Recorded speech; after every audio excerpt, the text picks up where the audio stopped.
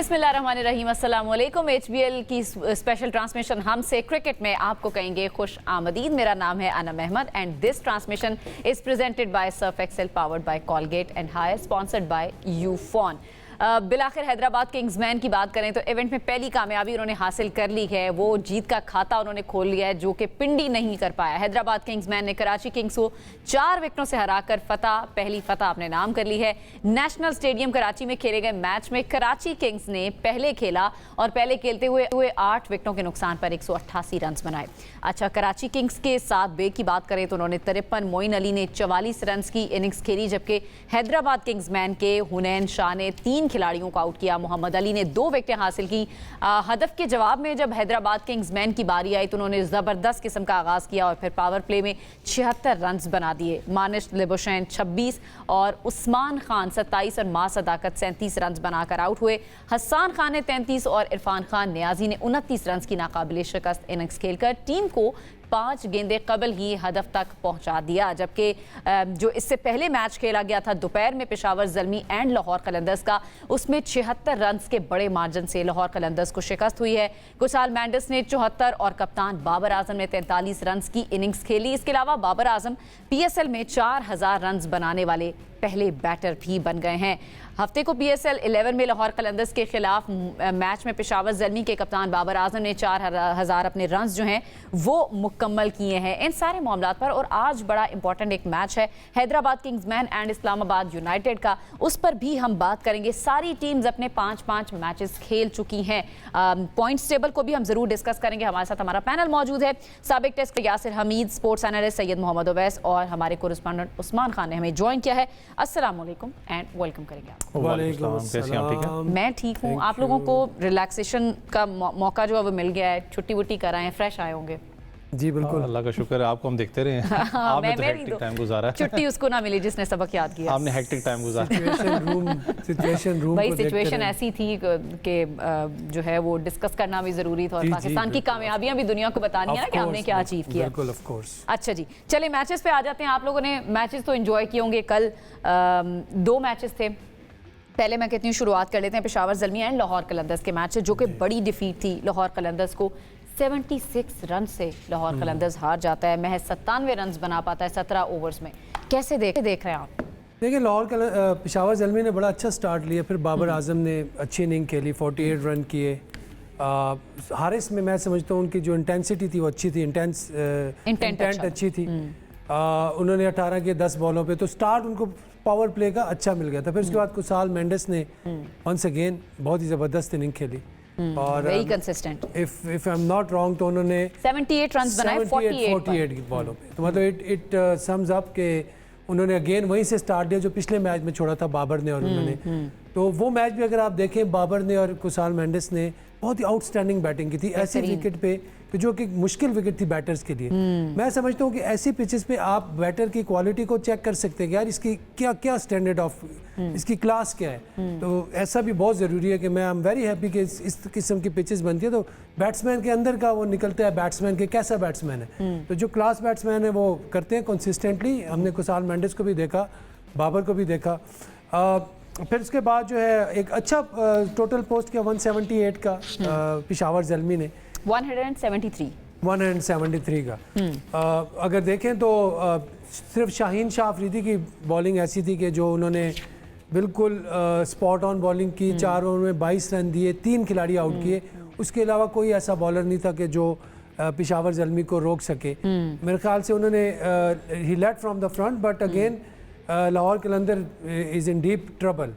मैं समझता हूँ कि अब जो जिस तरह वो हारे हैं और जिस तरह उन्होंने चेस किया है, that was totally not on cards. क्योंकि पिच ऐसा था कि आप उस पर आपने यहाँ पे आपने अपनी लेंथ क्रिएट करनी होती है बैट्समैनों ने। ये नहीं है कि आपको मुंह का बॉल मिलेगा और शॉर्ट बॉल मिलेगा तो उस पर ही जाएंगे। बॉलर कभी अपनी लेंथ नहीं छोड़ते। अगर आप नाहिद राना को देखें कल पेशावर ज़ल्मी की तरफ से, उन्होंने जो बॉलिंग की है, उन्होंने जो एग्जाम्पलरी स्पेल किया, मैं समझता हूँ कि ही इज़ एन विकेट्स भी निकाली है, 3 ओवर्स में 15 रन दिए और पेशावर ज़ल्मी के लिए वो मेरे ख्याल से इस टूर्नामेंट में भी बहुत ही कमाल करने वाले हैं। और जिस तरह उन्होंने लाहौर कलंदर को खींचा है, उसके बाद फिर ब्रेसवेल आए हैं, उन्होंने विकेट ली, फ़खर की, और उसके बाद जो है सुफियान मुकीम ने आके सारा जो है गेम उन्होंने फिनिश किया। तो मेरे ख्याल से Peshawar Zalmi is in good form और लाहौर कलंदर के लिए अब प्रॉब्लम हो सकता है क्योंकि जो रात को हैदराबाद मैच जीता है Yes. तो मुझे उनमें नज़र आ रहा है अब जो उनकी जो मिसिंग कम बैक कर रहे हैं, जो मिस कर रही थी, जो चीज़ जो जीत मिस कर रही थी वो टीम, तो आपने भी देखा होगा, उस पर भी हम अगर डिस्कस करें तो हसान ने बड़ी क्लच परफॉर्मेंस दी है ओवर द टाइम। बिल्कुल सही आप कह रहे हैं। ये इस मैच पे हम जरा आते हैं। मैं चाहूंगी कि बाकियों का कमेंट ले लूं। मैं लाहौर और पेशावर के मैच पे all round performance Peshawar Zalmi की और टॉप पे हमें नजर आ रहे हैं पेशावर ज़ल्मी, और क्या ज़बरदस्त खेला है। जिस तरह यासिर भाई ने भी बात की, बॉलर्स की बात कर लें, बैटर्स की बात कर लें, फॉर्म में नजर आ रहे हैं। बाबर आजम का वो हमें कलर नजर आ रहा है जो कहीं ना कहीं मिसिंग था, एंड देन कुसाल मेंडिस तो ज़बरदस्त खेल ही रहे हैं। देखिए लाहौर की अगर मैं थोड़ा सा, क्योंकि मैच इनका बड़ा एक कांटेदार तवक्को भी थी कि मैच बड़ा तगड़ा होगा क्योंकि लाहौर एक बड़ी अच्छी डोमिनेटिंग साइड है, लेकिन अब मसला लाहौर का इसलिए स्टार्ट होना है क्योंकि इनके जो की प्लेयर्स हैं, जिसमें आप इनके पेस बैटरी बांग्लादेश के जो प्लेयर उनकी बात करें, वो रिलीज़ होकर वापस बांग्लादेश अपनी नेशनल ड्यूटी के लिए चले जाना है। नहीद राना ने अवेलेबल नहीं होना क्योंकि उनकी नेशनल ड्यूटी है वहाँ पर, तो वो स्क्वाड फिर मैं कह रहा हूँ बैलेंस आपका डिस्टर्ब करता है। लेकिन जिस टाइम पे पेशावर ज़ल्मी ने पीक किया, और ख़ास करके एक मेन प्लेयर की बात करूँ बाबर आजम, जितना उनके ऊपर तनकीद होती है, जितने में पीक परफॉर्मेंस, उनकी परफॉर्मेंस इस वक्त एक बड़ी पीक पे चल रही है पाकिस्तान सुपर लीग में। चीज़ की अच्छी लग रही है, कोई वो बात नहीं हो रही स्ट्राइक रेट वाली, वो अपनी नेचुरल गेम खेल रहे हैं क्योंकि दूसरे एंड से उनको स्टार्ट एक बड़ा अच्छा मिल रहा है। कुसाल मेंडिस की शक्ल पर उन्होंने आज भी बड़ी ज़बरदस्त पार्टनरशिप उनके साथ बनाई थी। आप एक वीक लिंक ज़रूर है उनके पास जब आप विकेट कीपर बैट्समैन की बात करते हैं। हारिस की कंसिस्टेंटली वो परफॉर्म नहीं कर पा रहे। कल भी उन्होंने 18 स्कोर तो किया लेकिन एग्रेसिव अप्रोच थी, लेकिन आप हारिस से कुछ बड़ा चाहते हो क्योंकि जब आप बात करते हो उनकी बात होती है कि ही इज़ द थर्ड या fourth command wicket keeper batsman for Pakistan, तीसरे चौथे नंबर पर अब आते हैं, पहले मैं दूसरे पे कहता था, लेकिन उनकी परफॉर्मेंस मुसलसल आपको डाउन नजर आती है। वैरस आप लाहौर की बात करें, सबसे बड़ा फैक्टर आपके पास ईमान का जो इंजर्ड हो गए वो वापस चले गए क्योंकि उनका आपको पता है एक मैच के अंदर जब वो छोटा मैच था, जिस इनिंग्स उन्होंने खेली थी फायर पावर इनिंग्स, वो बड़ा एक कॉन्फिडेंस लाहौर को उसने दिया था, वो मौजूद नहीं है। फिर जो एक्स फैक्टर है सिकंदर, देखिए फखर वापस आए हैं, कल 21 उन्होंने किया, लेकिन आप 2 मैचेस के बाद वापस आ रहे हो, वो एक प्रेशर भी आपके ऊपर होता है ना, 2 मैचेस का मोमेंटम आपका टूटा होता है। आप की फैक्टर की बात करते हैं सिकंदर रजा की, एज सच उनकी अभी तक इस पाकिस्तान सुपर लीग के अंदर परफॉर्मेंस नहीं है। वो बड़े की साइनिंग है लाहौर कलंदर की, बड़ा कंसिस्टेंट परफॉर्मर है। जब आप लीग क्रिकेट की बात करते हैं, उनका ना परफॉर्म करना मिडिल ऑर्डर के अंदर वो स्ट्रगल फेस आपको नजर आता है। फिर मैंने कहा ना कि अब स्क्वाड इनका डिस्टर्ब होगा, कुछ प्लेयर्स नेशनल ड्यूटी के लिए जा रहे हैं। असलांका को इन्होंने वैसे साइन अप किया, लेकिन असलांका श्रीलंका के कप्तान भी रहे हैं, अच्छी साइनिंग है, लेकिन फिर मैं कह रहा हूं कि अगर उनकी T20 रिकॉर्ड की बात करें तो वो कंसिस्टेंटली स्कोर नहीं कर रहे थे श्रीलंका के लिए भी।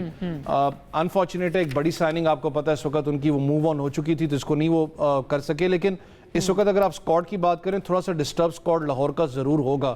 ये 2 मैचेस आपको पता है 100 रन से नीचे अपना आउट हुए हैं, ये इनको पॉइंट्स टेबल पर डिस्टर्ब करेगा।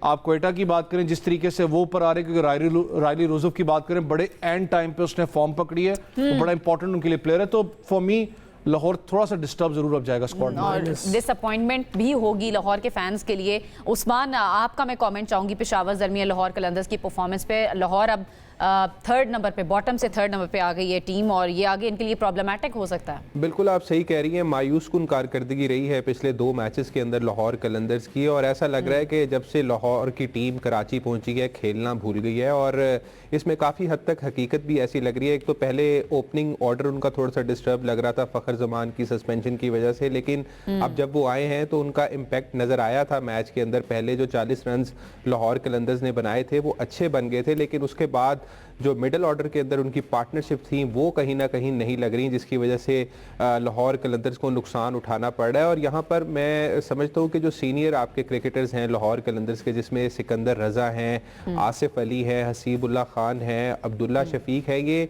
4 से 5 खिलाड़ी ऐसे हैं जो कि लाहौर कलंदर्स का कोर इस सीज़न के अंदर माने जा रहे हैं, और अगर ये परफॉर्म नहीं कर पा रहे तो इसका मतलब ये है कि आप आगे आने वाले मैचेस के अंदर और मुश्किल सूरत हाल से गुजरेंगे। तो वहाँ पर भी अगर ये नहीं चलते तो फिर लाहौर कलंदर्स के लिए टाइटल डिफेंड करना और भी ज़्यादा मुश्किल हो सकता है। पहला जो इससे पहले मैच खेला था लाहौर कलंदर ने, उसमें तो मैं समझता हूँ कि उन्होंने अपनी जो प्लेइंग 11 थी वो ही सही पिक नहीं की थी, और इस प्लेइंग 11 के अंदर कुछ हद तक बेहतरी ज़रूर थी, लेकिन इशू यही है कि जो मेन उनका जो मिडिल ऑर्डर है वो उस तरह से क्लिक नहीं कर पा रहा, और जो स्पिनर्स हैं उसामा मीर को उन्होंने खिलाया, फिर विला लागे को भी लेके आए जो स्पिनर है श्रीलंका के यंगस्टर हैं, और उनसे भी उस तरह से कंट्रोल के साथ बॉलिंग नहीं हुई है नेशनल क्रिकेट स्टेडियम के अंदर। तो मुश्किलात बढ़ रही हैं लाहौर के लिए और फौरी तौर पर सोचना होगा। और मैं समझता हूँ जो तैयब ताहिर उनके स्क्वाड के अंदर खिलाड़ी मौजूद हैं उनको भी लेके आना चाहिए। डैनियल सैम्स हैं, उनको अभी तक मौका नहीं मिला, तो मैं समझता हूँ ये दो खिलाड़ी ऐसे हैं जो कि कहीं ना कहीं पे कुछ चेंज ला सकते हैं लाहौर कलंदर्स की टीम में। ये दो खिलाड़ी चेंज ला सकते हैं। अब जरा एक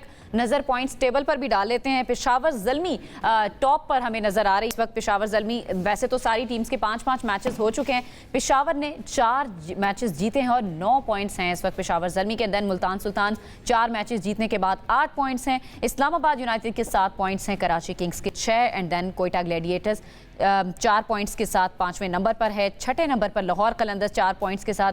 हैदराबाद किंग्समैन बिलाखिर 2 पॉइंट्स जीतने में कामयाब हो चुकी है, 2 पॉइंट्स हैं उनके और वो 7वें नंबर पर है। And then in the last Rawalpindi की जो टीम है कोई पॉइंट अभी तक हासिल नहीं कर सकी है। बॉटम की टीम्स तो वेरी क्लियर होता जा रहा है यासिर भाई। कुछ लग रहा है कुछ शफलिंग हुई है पॉइंट्स टेबल में और पेशावर की जो टीम है वो टॉप पर आ गई है इन बैक टू बैक मैचेस को जीतने के बाद। देखिए पेशावर ने बहुत अच्छी क्रिकेट खेली, आउटस्टैंडिंग क्रिकेट खेली है। उनका कप्तान ही लेड फ्रॉम द फ्रंट, उन्होंने बैट से परफॉर्मेंस दी है। ऑब्वियसली पूरी टीम का मोराल जो है वो उठता है। बाबर आजम जो है एक इज़ अ बिग प्लेयर, बड़ा नाम है, क्वालिटी प्लेयर है। उन्होंने परफॉर्मेंस जब भी करनी है, जिस टीम में भी करनी है, वो टीम उठेगी, ठीक है, क्योंकि एक क्वालिटी प्लेयर जब परफॉर्मेंस करता है तो वो पूरी टीम को साथ लेके उठता है। तो ये तो एक इनके पास यही प्लस पॉइंट है कि बाबर आजम जब अच्छा करेंगे तो ऑब्वियसली डेफिनेटली ये लोग करेंगे। फिर उसके बाद मुल्तान सुल्तान ने एक्सीलेंट क्रिकेट खेली। अगर आप देखें ओवरऑल, अगर क्रिकेट देखा जाए, अगर टीम केमिस्ट्री की बात करें, उनकी बैटिंग की बात करें, उनकी बॉलिंग की बात करें, वो बड़ी जेन्युइन है वो टीम और उन्होंने बड़ी क्रंच सिचुएशंस में ऑल्दो देखा जाए तो ये भी टीम नई है, मतलब नाम पुराना है। डेफिनेटली देखिए नई टीम है, नई मैनेजमेंट है, but they are very smart. उन्होंने एक तो टीम सिलेक्शन बहुत अच्छी हुई है, जिसने भी की है व्हाटसोएवर, अगर ये सियालकोट की थी तो जिसने भी की है उन्होंने उसको कैरी किया है। वो वापस आके उन्होंने उसको डिसमेंटल नहीं की वो चीज़, उन्होंने नल एंड वाइड नहीं, उन्हीं प्लेयर्स के साथ वो आए क्योंकि वो they believed on the selection of this team और उन्होंने आगे फिर जो प्रोज थे उन्होंने आगे परफॉर्मेंस दी है। तो इट मीन्स कि उन्होंने अपना प्रूव किया, पॉइंट प्रूव किया और उनका जो रिदम बना हुआ है वो सबसे अच्छा है। मेरे ख्याल से अगर पेशावर और मुल्तान का मैच पड़ेगा जिस वक्त, तो उस वक्त हमें नज़र आएगा कि बिल्कुल डाउन द वायर जाता है ये मैच और ये कितना ज़बरदस्त ये मैच होगा, बिल्कुल आखिर तक जाए, क्योंकि नेल बाइटिंग मैच होगा। 2 तगड़ी टीमें हैं ना, जब खेलती हैं तो डेफिनेटली अच्छा रिजल्ट आता है। पहले यहाँ पर कराची को हम रेट कर रहे थे लेकिन कराची थोड़ा सा अब नीचे आ गई है। कराची थोड़ा सा लूज कर रही है, अपनी जो डिटर्मिनेशन है लूज कर रही है। अब कल वाले मैच में आप देख लें कि इन्होंने मतलब अगर मोइन अली 14 बॉलों पे 40 ना करते तो फिर 188 का जो टारगेट है नहीं देना था। हाँ, तो वो बड़ी ज़बरदस्त उन्होंने परफॉर्मेंस की। बट आई मस्ट से कि हैदराबाद किंग जो है उन्होंने कल दिखाया कि बाकी पैसे लगे हैं तो हलाल हुए हैं उस बंदे के जो पैसे लगे हैं। मतलब I am very happy for mister Fawad and his team के उन्होंने पहली जीत हासिल की है। पहला मैच भी जीतते जीतते रह गए थे 1 रन से जो ज़ल्मी के साथ था। बट रावलपिंडी के लिए मुझे बड़ी होपलेस लग रही चीज़ें। अगेन उन्होंने, हो सकता है वो भी अगले मैच में थोड़ा सा कमबैक कर लें या फिर सारे मैच, क्योंकि ज़्यादा उम्मीदें उनसे थी बजाय कराची के कि पिंडी की जो टीम है जो कॉम्बिनेशन बनाया वो बड़ा अच्छा है। देखिए अब ये रावलपिंडी के लिए यही है कि रावलपिंडी अगर जीतती है तो अपने सेल्फ प्राइड के लिए, अपनी जो रेपुटेशन है, अपने कॉन्फिडेंस के लिए, मुझे तो बाहर ही लग रही है क्योंकि अभी तक उनका कोई पॉइंट नहीं। अभी 5 मैच, अगर 5 मैच जीत भी जाते हैं 10 पॉइंट इनके हो भी जाते हैं, रन रेट पे भी देखना पड़ेगा। रन रेट भी होगा क्योंकि फिर बहुत सी टीमों के भी 10 पॉइंट और भी होंगे। फॉर मी यासिर भाई, जब आप रावलपिंडी टीम की बात करते हैं, माइट बी हार्श, लेकिन कुछ चीज़ें होती हैं जब आपकी चीज़ें काम ना कर रही हैं तो आपको बड़े डिसीजंस लेने पड़ते हैं एज अ कप्तान। नॉट अगेंस्ट रिजवान, लेकिन रिजवान भाई जितना उन्होंने परफॉर्म किया है विद द बाबर आजम, मैं जोड़ी की बात कर रहा हूँ, वो एक पार्टनरशिप आपकी लगी हुई थी, तब आपका टाइम फ्लो था तो आप अच्छा कंसिस्टेंटली स्कोर कर रहे थे। अगर आप इस टीम का ब्रेकडाउन देखें तो रिजवान और यासिर खान की परफॉर्मेंस ना होने की वजह सारा प्रेशर आपका आता है मिडिल ऑर्डर पे। अब्दुल्ला को आप ज़ाया कर रहे हो, फिर आप उसको बहुत ज़्यादा फ्लक्चुएट करते हो, वो टॉप ऑर्डर का बैट्समैन है। अगर आप अपने टॉप 4 बैट्समैन की बात करते हैं उसके अंदर सैम बिलिंग्स और मिचेल का होना लाजमी है, लेकिन आप इतना ज़्यादा फ्लक्चुएट कर देते हो कि आपकी जो मिडिल ऑर्डर सस्टेनेबल नहीं है। मेरे लिए सबसे बड़ा इस वक्त जो क्वेश्चन मार्क खास करके रावलपिंडी की बात है कि आपके पास जस्टिन कैंप आपके हेड कोच हैं, one of the finest teams of south Africa, world cricket की बात करो ऑलराउंडर की। आपके पास अगर अपना कॉटनी वॉश की बात करते हैं, आपके पास बॉलिंग कोच बैठे हुए हैं, आपके पास फिर बड़ा थिंक टैंक बैठा है जो बड़े माइंड्स हैं जो पाकिस्तान स्ट्रक्चर को जानते हैं। जब इतनी डिस्टर्बेंस हो ना टीम के अंदर तो फिर एक ही सवाल पैदा होता है कि जो थिंक टैंक बाहर बैठा हुआ है, बेशक उसका हेड कोच है, एनालिस्ट बैठे हुए हैं, डिसीजन मेकिंग पावर किसके पास है? जो होता है ना कि टीम को पूरी शक्ल देता है कि यार इसने जाके ये परफॉर्मेंस है, या हमने रोल्स को किसने डिफाइन करना है। मुझे उसमें थोड़ी डिस्टर्बेंस नजर आती है कि समझ नहीं आ रही कि किसके ऊपर आप पॉइंट करके कहो कि यार आप बंदा जिसने रोल डिफाइन किया। थोड़ा सा ना इसमें थोड़ा सा आपको मैं यहाँ पे समझाना चाहूँगा, क्योंकि जहाँ पे बहुत सारे बैठे होते हैं हैवी वेट्स, तो वहाँ पे कोई एक बंदा डिसीजन ले नहीं सकता। वहाँ पे आपका कैप्टन होता है, he is leading the team, तो everyone comes and gives his output, ठीक है, या इनपुट जो भी है।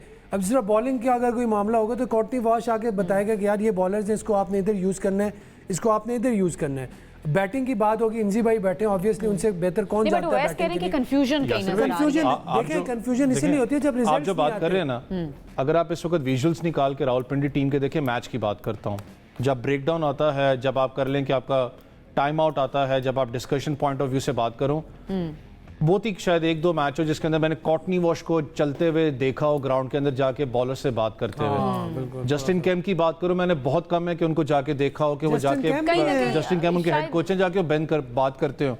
मैं वही बात कर रहा हूँ कि हुज गॉट द अथॉरिटी। जब आप इतनी बड़ी टीम डिजाइन करते हैं ना, तो जस्टिन कैम को इन्होंने हेड कोच बनाया हुआ है। देखिए जब आप इतनी बड़ी टीम डिजाइन करते हो तो एटलीस्ट जब बेंच मार्क की आपकी बात बिल्कुल ठीक है, जब आप बेंच लाइनअप की बात करते हैं ना, तो उधर भी आप एक बैलेंस रखते हो कि आप ज्यादा हैवी वेट नहीं रखते, ताकि किसी के पास एक डिसीजन मेकिंग, एक माइंडसेट मैच करता हो। चले मुझे एक ब्रेक की तरफ जाना है, ब्रेक से वापस इसको मजीद हम डिस्कस करेंगे, हमारे साथ रहिए।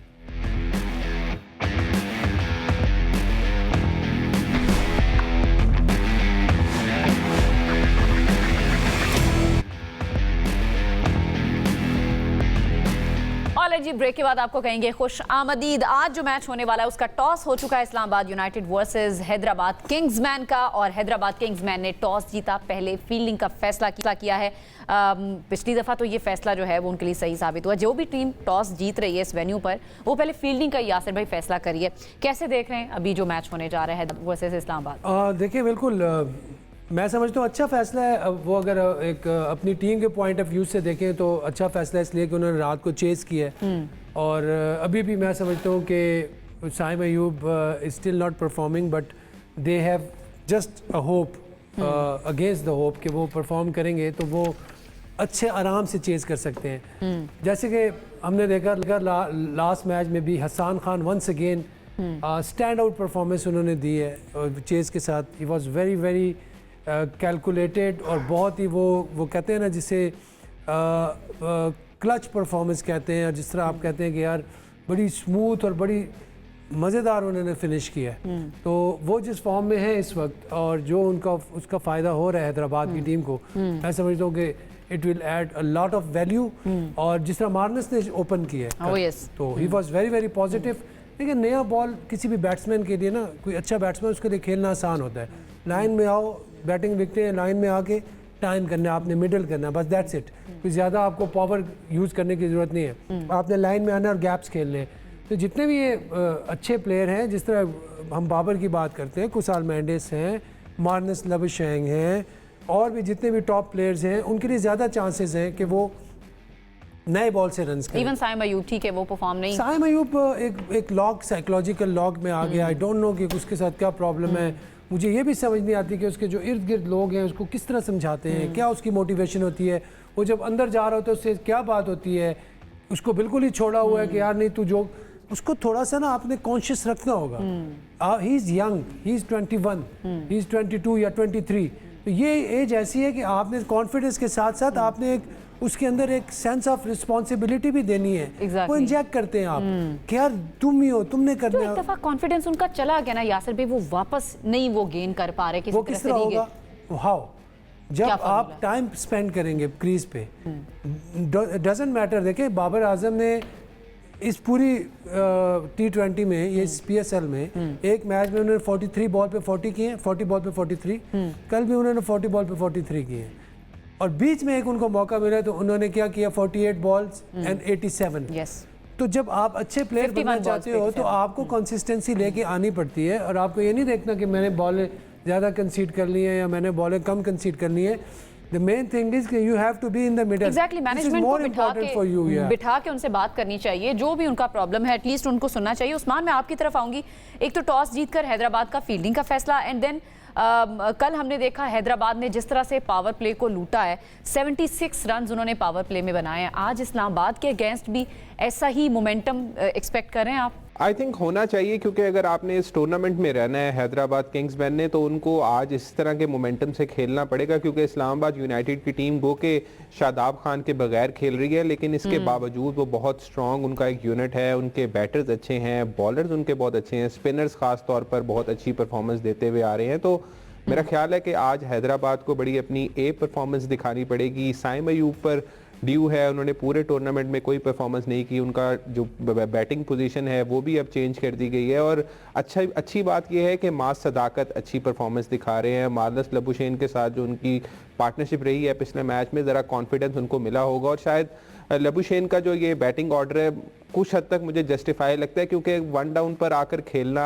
एक ऐसे बैटर के लिए जो कि जिनका स्ट्राइक रेट कम है, तो उनको अगर ओपन आप भेज देंगे तो शायद हो सकता है कि वो कम बॉल्स लें या थोड़ी ज़्यादा बॉल्स भी ले लेंगे तो इतना फ़र्क नहीं पड़ेगा, क्योंकि एंड के अंदर जो मिडल के अंदर आपके खेल रहे हैं, लोअर मिडल ऑर्डर के अंदर जो बैटर्स हैं उनको बॉल कुछ ज़्यादा मिल सकती हैं हिटिंग करने के लिए। तो मेरा ख्याल है आज अच्छी इनिंग्स खेलनी पड़ेगी अगर हैदराबाद किंग्समैन को ये मैच जीतना है। उसके अलावा इस्लामाबाद यूनाइटेड की अगर हम बात करें तो मेहरान मुमताज़ जो कि प्रॉमिसिंग यंगस्टर हैं, उनको आखिरकार चांस मिला है, गो के शादाब खान की इंजरी की वजह से मिला है, लेकिन एक अच्छा टैलेंट है जो कि काफ़ी देर से बेंच पर थे, और आज उनके पास ये मौका होगा कि वो हैदराबाद किंग्समैन की जो कुछ हद तक कमज़ोर बैटिंग यूनिट है उसको एक्सपोज कर सकें।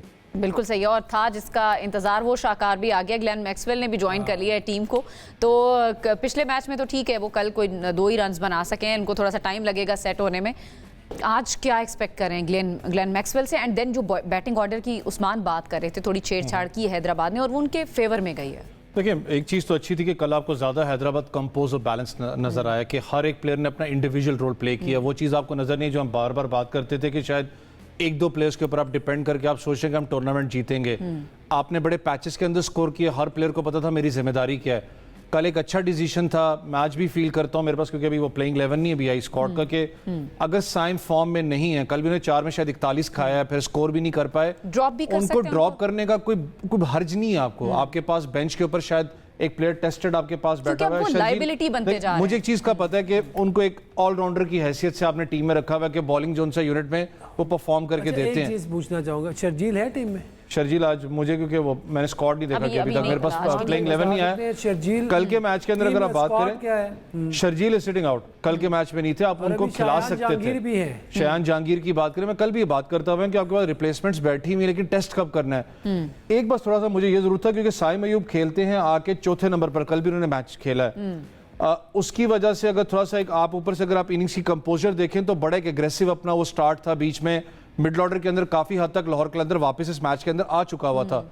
लेकिन थोड़ा सा अगर आप देखें मिडिल के अंदर जाके तो कुशाल परेरा और ग्लेन मैक्सवेल, इसके अंदर मुझे ये जरूर था, नो मैक्सवेल एक ऐसे ही इनिंग्स खेलेंगे, जब भी आप उनको देखेंगे उन्होंने यही इनिंग्स खेली, और वो 5 मैचेस के अंदर 3 मैचेस भी अनएक्सपेक्टेड मैचेस आपको जितवाएंगे। उनको शायद बहुत लेट नीचे बैटिंग के लिए भेजा गया, क्योंकि अच्छा, कुछ साल से पहले मैं चाहता था कि शायद आप ग्लेन मैक्सवेल को भेज सकते थे। जो बिल्कुल definitely he is a match winner, लेकिन 5 मैचों में 3 मैचेस वाले वो नहीं है, वो 5 मैचेस में 1 मैच जिताएंगे, और पूरे 10 मैचेस में अगर वो 2 मैच जिताते तो ही डिड हिज जॉब। तब तक नैया पार ना हो जाए हैदराबाद की, जब वो वाला टाइम आए कि वो मैच जितवा दें। एक तो हो गया ना एक तो हो गया, लेकिन टूर्नामेंट से बाहर होने से पहले उनको परफॉर्म करना पड़ेगा। जो नॉर्मल जो रेशियो है ना वो यही है।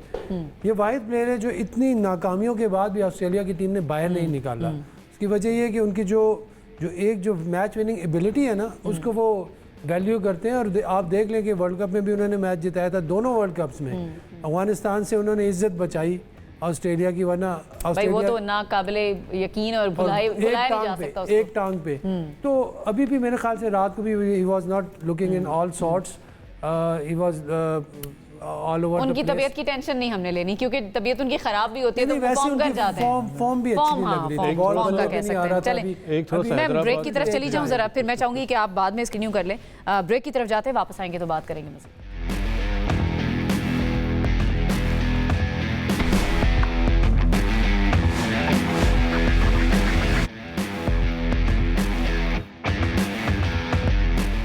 कॉलर जी, ब्रेक के बाद आपको कहेंगे खुश आमदीद। ओवैस, आप कुछ कहना चाह रहे थे ब्रेक पर जाने से पहले। एक तो टीम में इस्लामाबाद की आज शादाब खान खुद भी नहीं है, इंजर्ड हैं, तो कप्तानी क्रिस ग्रीन कर रहे हैं, इससे भी कोई इम्पैक्ट आएगा, कोई फ़र्क पड़ेगा?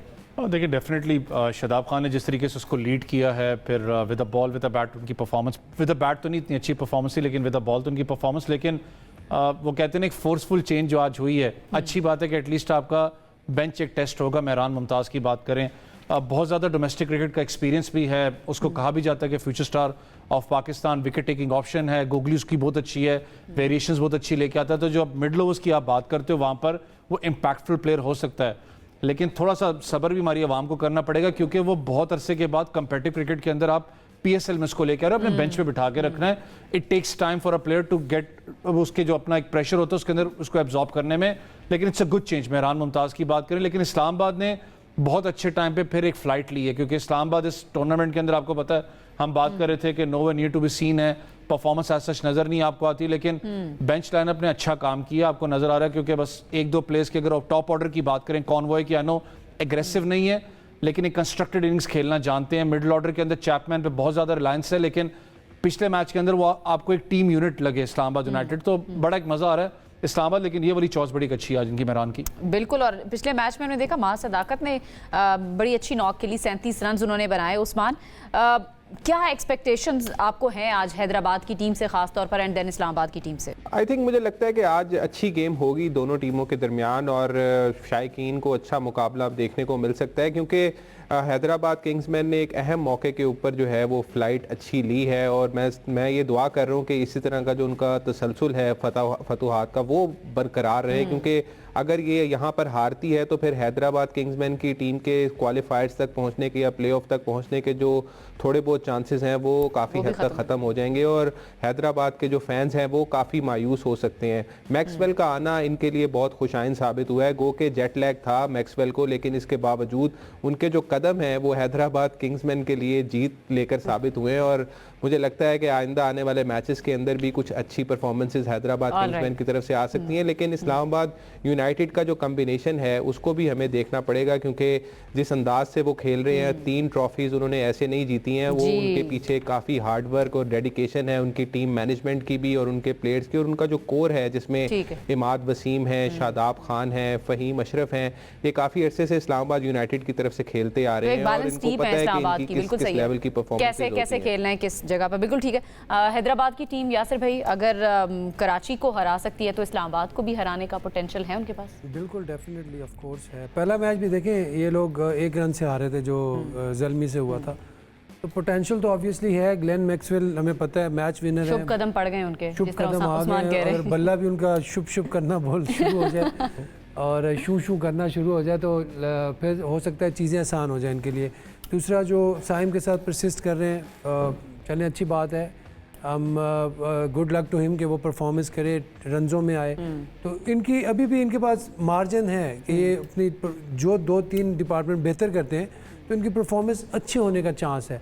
तो ये है कि फिर इनके पास अगर ये मैचेस एक मैच भी हार गए तो ये रेस से बाहर हो जाएंगे, और अगर मैच जीतते हैं तो ये इनकी होप बनती रहेगी। बड़ी आइडियल वैसे सिचुएशन होगी ये। अंडरडॉग अगर आप होते हैं, बीइंग अ पाकिस्तानी, हमने जब भी देखा है पाकिस्तानी क्रिकेटर्स जितने भी हैं बाय नेचर, जितने वो अंडरडॉग होंगे उतनी वो ऊपर उभरते हैं और परफॉर्मेंस देने का। बाबर की हमने मिसाल देख ली, उनसे सवाल भी हुआ, उनका कंपैरिजन, फिर वो सही गुस्से में आए, उन्होंने आके 2 बैक टू बैक इनिंग्स खेल दी, एक 87 बना दिए, फिर कल भी उन्होंने अच्छी रन। तो ये चीजें होती रहनी चाहिए ताकि, हाँ बिल्कुल, अगर आप अपनी पॉइंट ऑफ व्यू से देखें, अपने पाकिस्तान के पॉइंट ऑफ व्यू से देखें, तो जितनी अंडरडॉग होगी टीम, वो जब उठती है तो वो फिर चैंपियन बन के अपना फिनिश करती है। तो इनके पास ये चांस है कि ये जो लिवरेज है इनके पास अंडरडॉग वाला इनके पास है, उनके पास रिसोर्सेज भी हैं कि वो उनको अप्लाई कर सकें।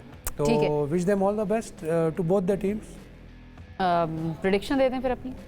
आई would go with Hyderabad king today, क्योंकि शादाब के ना होने से आज काफ़ी सारी चीज़ें एक्सपोज होंगी इस्लामाबाद यूनाइटेड। कितने परसेंट से आप हैदराबाद को दें? 60-40। 60-40। ओवैस, देखिए, आई would go with Kingsman today, क्योंकि मैं खुद भी चाहूँगा कि वो जीतें, लेकिन उनके ऊपर एक एडेड प्रेशर है। आप 5 मैचेस हार चुके हैं और आपने 5 मैचेस जीतने हैं। 60% Hyderabad, 40 Islamabad. 2 in favour of Hyderabad. Usman, आपकी क्या प्रेडिक्शन है? अब मुझे लगता है कि फिर मैं चेंज कर लेता हूँ टीम, जब सारी हैदराबाद किंग्समैन कह रहे हैं तो फिर मैं इस्लामाबाद यूनाइटेड कहता हूँ, लेकिन नहीं, ये मजाक कर रहा हूँ। मुझे लगता है कि हैदराबाद किंग्समैन के पास आज शायद चांस है शादाब के ना होने की वजह से, तो 55-45 लगता है मुझे in favour of Hyderabad Kingsman. All right, आज तो यूनानिमसली आप लोगों ने हैदराबाद किंग्समैन, जो कि हारती हुई आ रही थी, एक मैच जीती है तो 5 सा पलट गया और सबने हैदराबाद की प्रेडिक्शंस देनी शुरू कर दी। मैं इस्लामाबाद यूनाइटेड को सपोर्ट करूंगी। बाकी रिजल्ट्स जो हैं वो कल हम डिस्कस करेंगे, किसकी टीम जीती, किसकी टीम हारी। बहरहाल जी, हमें करना है प्रोग्राम को क्लोज, इंशाल्लाह आपसे करेंगे कल दोबारा मुलाकात। अपना बहुत ख्याल रखिए, अल्लाह हाफिज।